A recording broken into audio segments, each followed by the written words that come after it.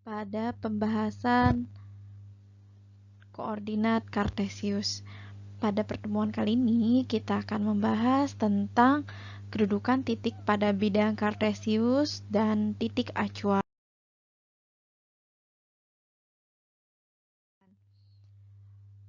Diharapkan ketika selesai mempelajari pokok bahasan ini, kalian bisa memahami maksud dari koordinat Kartesius dan bidang Kartesius, juga mengenal istilah-istilahnya dan menyelesaikan soal yang berkaitan dengan kedudukan titik pada bidang Kartesius maupun titik acuan.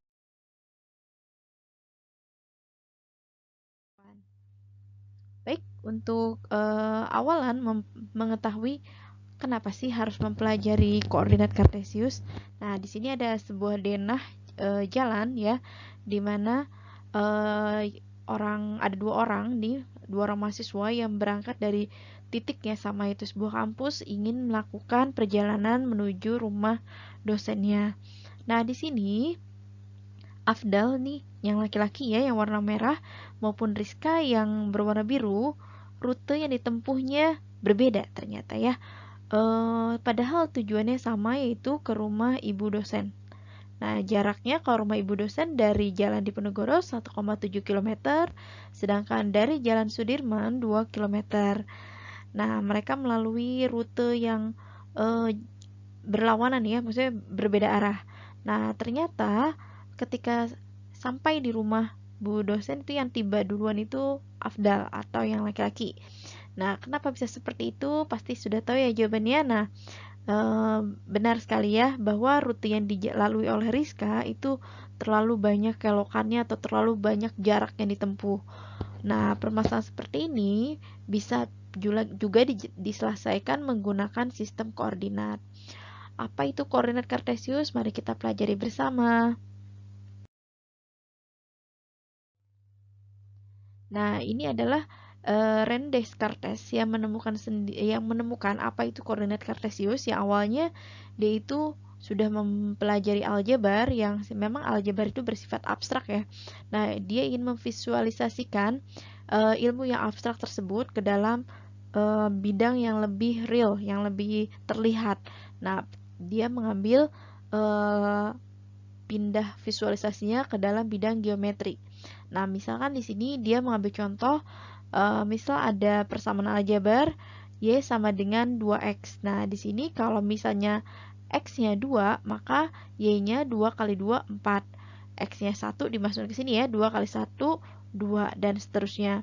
Nah, posisi X di sini, koma Y, kita sebut sebagai koordinat Kartesius. Nah, René Descartes ini ingin menempatkan ya, kan kalau kita dalam bayangan posisi titik masih apa sih titik itu gitu kan, di mana gitu, masih abstrak. Nah, si René Descartes ini ingin meletakkan atau memvisualisasikan titik 2,4 contoh salah satunya ya, ke dalam sebuah bidang ya, bidang dua dimensi, sehingga dapat dilihat letaknya ada di mana. Nah, bidang dua dimensi ini disebut dengan bidang Kartesius, sedangkan posisi titik atau X, Y disebut dengan koordinat Kartesius.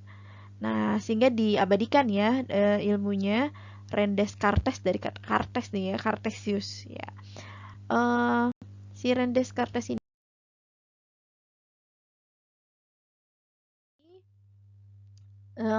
mengawali dari koordinat Kartesius tadi, ternyata di kehidupan saat ini keilmuan tentang atau manfaat tentang koordinat Kartesius itu luas banget ya.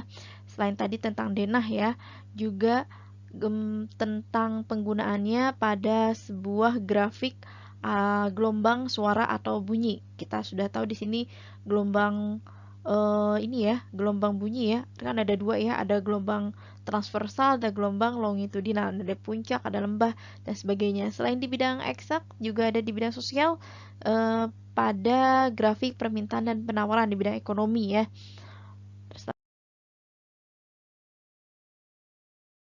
Selanjutnya, istilah yang akan kita kenal pada bidang atau pada koordinat Kartesius ya, yaitu ada sumbu X yang di sini digambarkan dengan berwarna merah ya.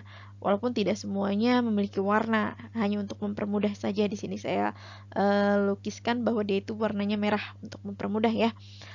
Sedangkan posisi yang secara vertikal, kalau tadi sumbu X itu secara horizontal kiri ke kanan, sedangkan kalau yang vertikal sumbu Y yaitu dari atas ke bawah.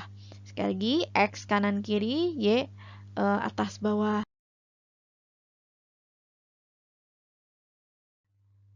Nah, selanjutnya istilah yang lain lagi selain sumbu X dan sumbu Y, kita akan mengenal 4 wilayah yang disebut dengan kuadran.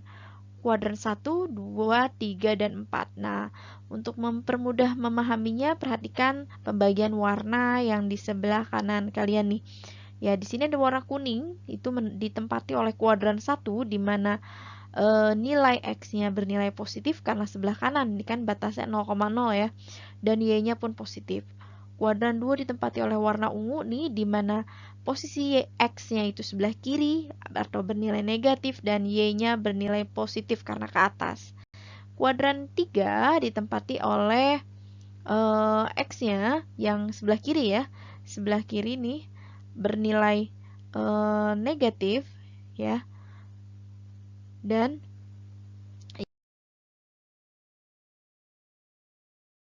Y-nya dan yang terakhir tadi kuadran 4 semuanya bernilai negatif baik X maupun Y. Selanjutnya, kita akan mengenal jarak titik terhadap sumbu X dan sumbu Y. Jika diminta ya jarak titik terhadap sumbu X, ambil nilai Y tapi yang positifnya saja. Dan sebaliknya jika kita pengen tahu jarak titik terhadap sumbu Y, ambil nilai X yang positifnya saja. Misal nih ya, sebelum kita memahami nih yang warna kuning ya, kita lihat gambarnya. Di sini ada titik A dengan koordinat kan koordinat tadi X, Y ya.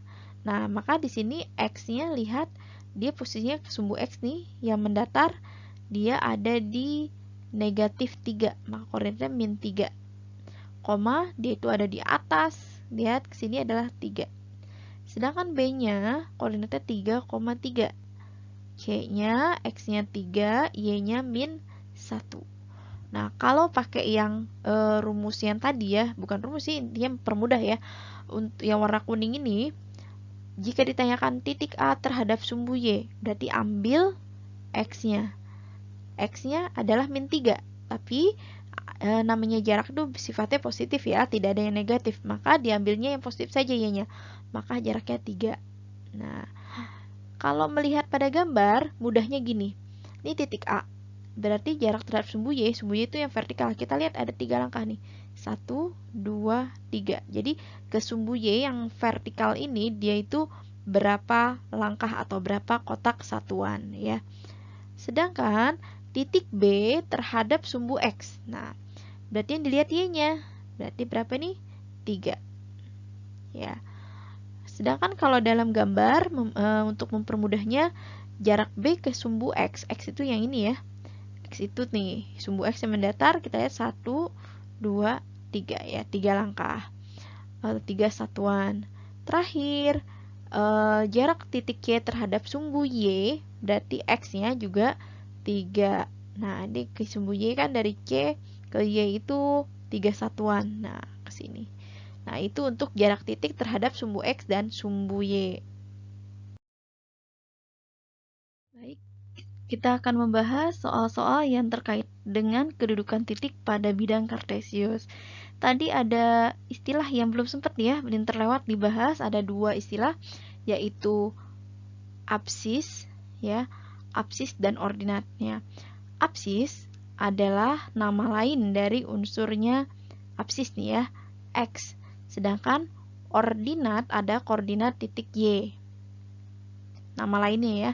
Jadi di beberapa literasi itu ada yang menyebutnya X itu dengan apsisnya maupun Y-nya itu dengan ordinatnya. Nah, pada soal kali ini ada pertanyaan berapakah apsis dari titik min 3, min 1? Berarti apsisnya adalah min 3 ya, itu.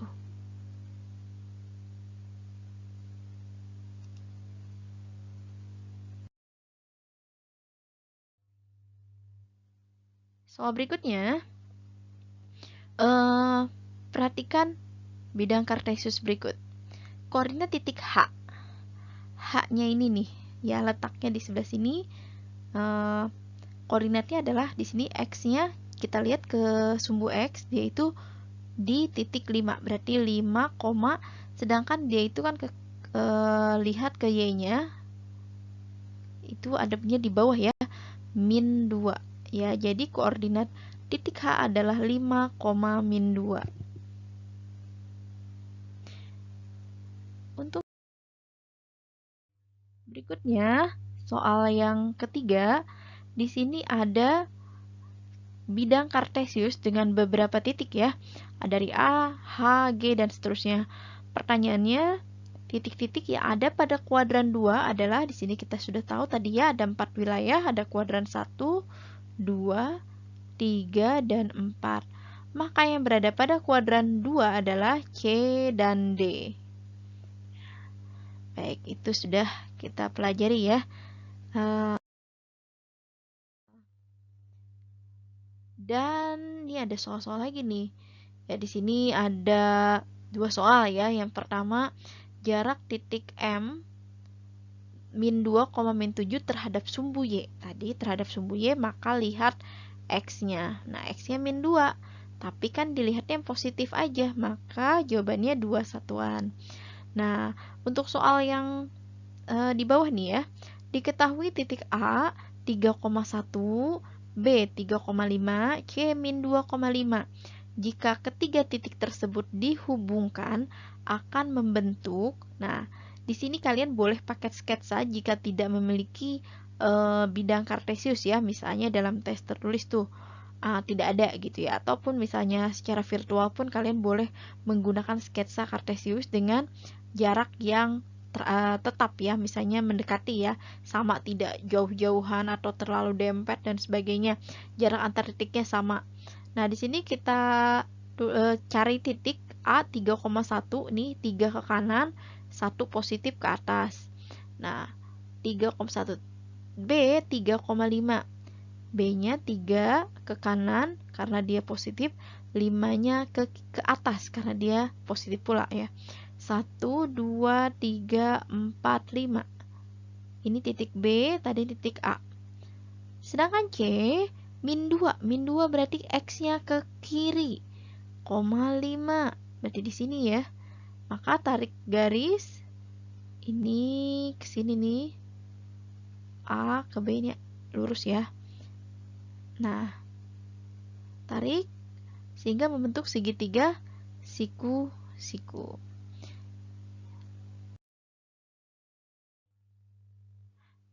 Setelah kita membahas tentang kedudukan titik dari sumbu X dan sumbu Y dan 0,0, kita akan mengetahui titik acuan yang lain selain 0,0 ya.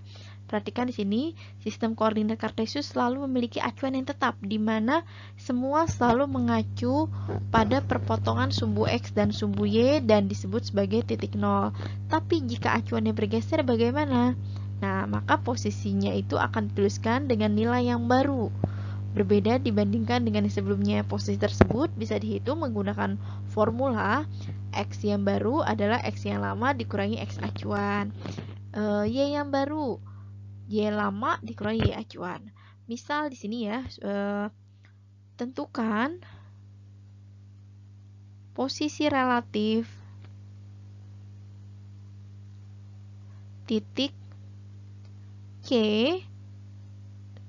berdasarkan atau dilihat, boleh dilihat dari titik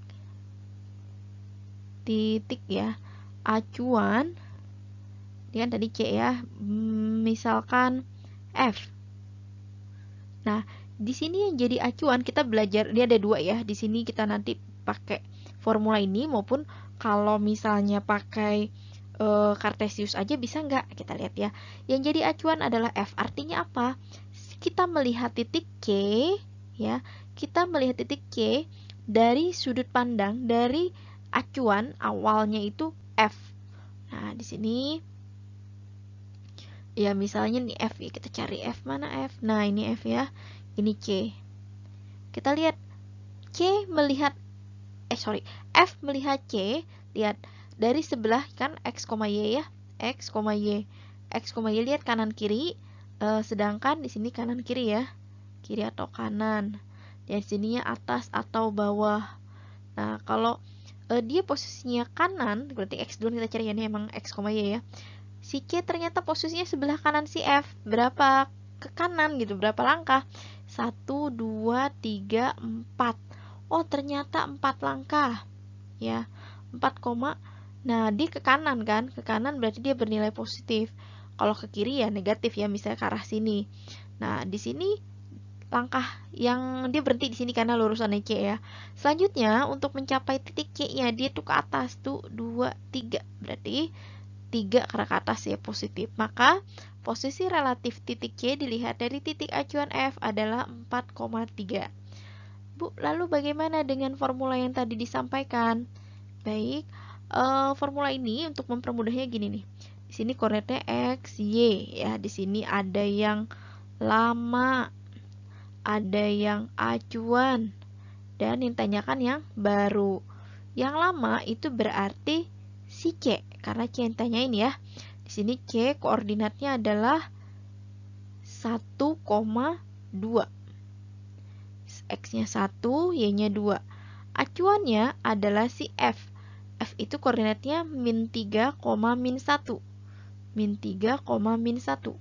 Maka berdasarkan formulanya adalah yang lama dikurangi acuan, yaitu 1 dikurang negatif 3 atau 1 tambah 3, yaitu 4.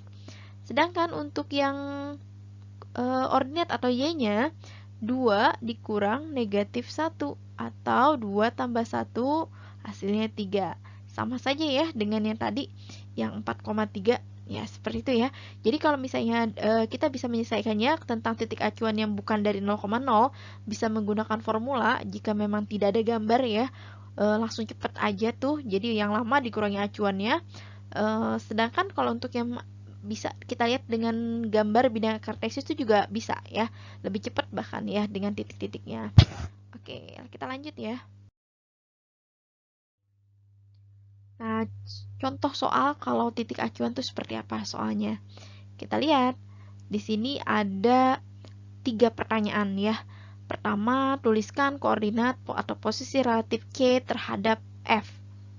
Nah, tadi kita udah jawab ya, titik C terhadap F. Ini gambarnya sama nih, C terhadap F. Berarti kita lihat C-nya itu 1, 2, 3, 4. 4 ya. 4 koma di sini yang A ya jawabannya. 4 koma tadi kita sudah jawab 3 ya. 1 2 3. 4,3. Sekarang yang B, tentukan posisi relatif F ya. Posisi relatif E terhadap titik acuan A.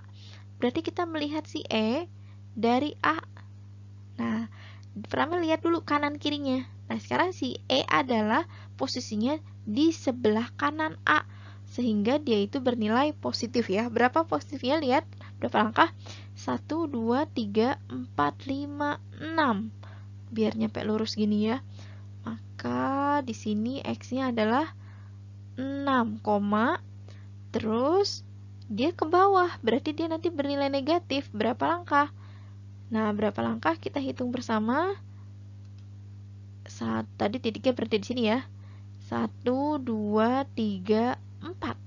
Ternyata posisi relatif E terhadap titik acuan A adalah 6, min 4. Bentar ya, ini tintanya masih warna cerah. 6, min 4. Oke. Sekarang yang C. Yang C, tulisan koordinat relatif B terhadap titik acuan G. Sekarang kita mau coba nggak pakai koordinat ya, nggak pakai bidang kartesius, maksudnya kita nggak pakai yang formula ya. Berarti yang lamanya adalah si B, X, Y.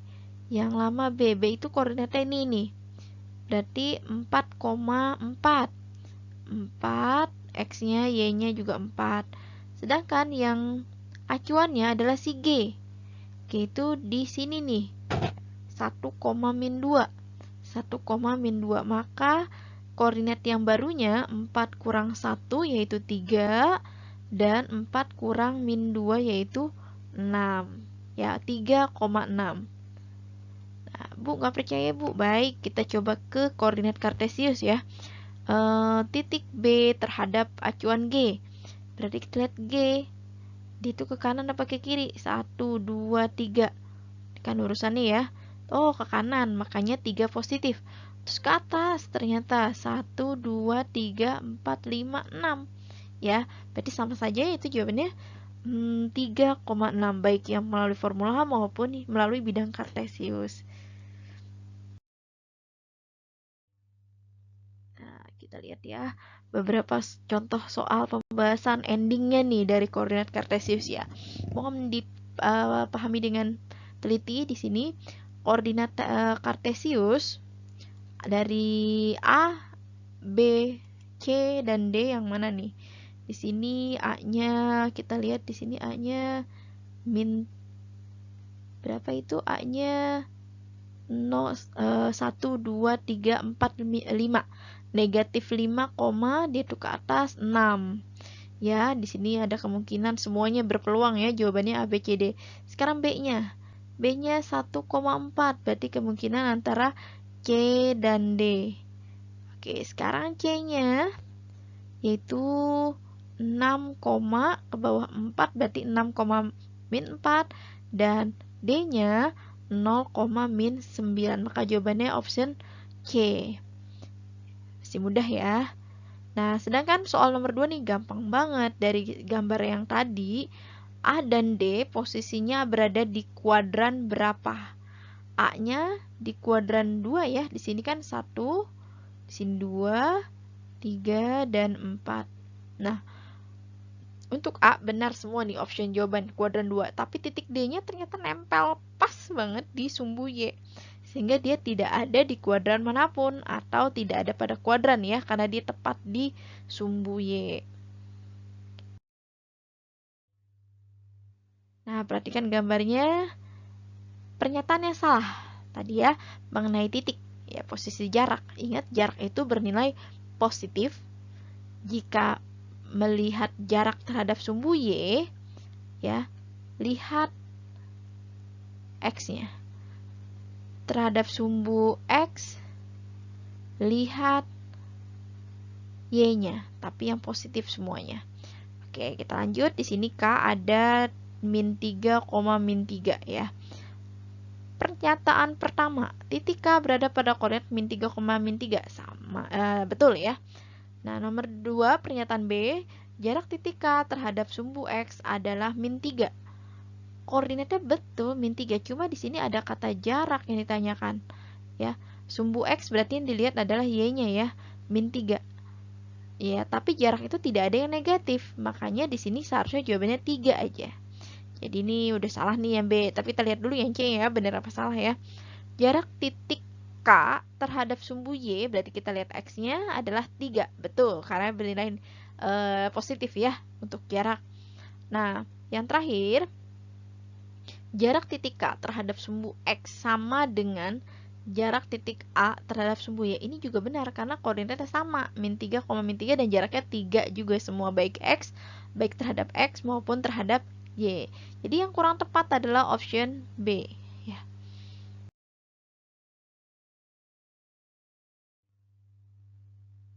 Soal keempat kita lihat ya. Jadi kita pakai bantuan koordinat kartesius. Nah, di sini ada titik A 0,0, ini titiknya 4,8 untuk B. Coba kita lihat ke atas ya, sini. Ya, berhenti di sini. Nah, untuk A sudah, B sudah. Sekarang kan ditanyakan, dihubungkan A dan B. Di sini hubungkan ke sini. Biar dia menjadi atau membentuk segitiga sama kaki, maka koordinat C di mana?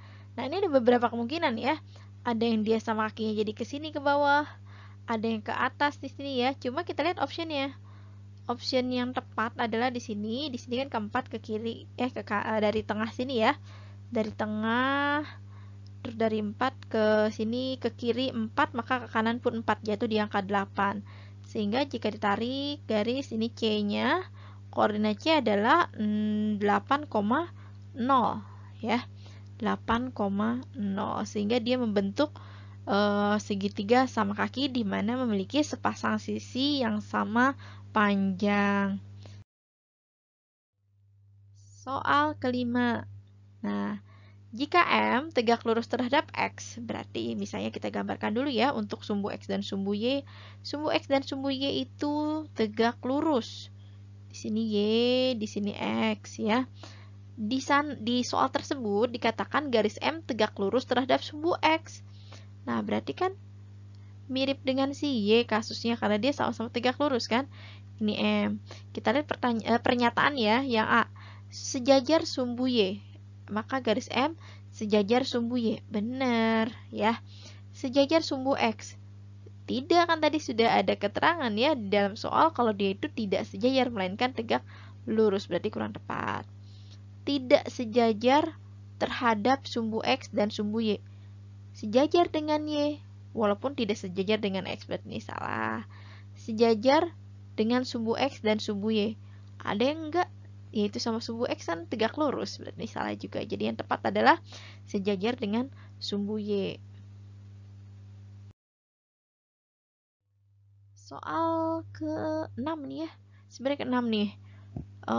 Gambar yang menunjukkan garis M dan N saling sejajar. Jadi M dan N itu sejajar ya, memiliki jarak yang tetap seperti yang sudah kita pelajari di kelas 7 bab garis dan sudut ya, tetapi tidak tegak lurus dengan Y maupun dengan sumbu X ya. Ini sejajar benar, tapi dia tegak lurus nih si M N-nya sama si Y ya, tegak lurus. Berarti bukan ya. Yang B, dia itu sejajar tapi tidak tegak lurus. Wah, ini memenuhi nih ya kriterianya ya. Yang C, bener gak nih? Dia sejajar, bener, tapi dia tegak lurus terhadap X ya. Kebalikannya dari yang A. Nah, untuk yang D, optionnya dia tidak sejajar, malah berpotongan ya. Sehingga otomatis yang benar adalah B ya, option B. Baik, terima kasih teman-teman semua. Kita sudah kupas tuntas ya tentang koordinat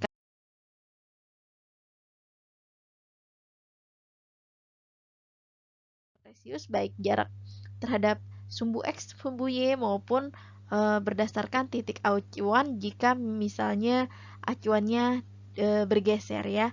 Mudah-mudahan dipahami dengan baik dan video ini bermanfaat buat semua. Sekian uraian yang sudah kita bahas bersama. Terima kasih. Assalamualaikum warahmatullahi wabarakatuh.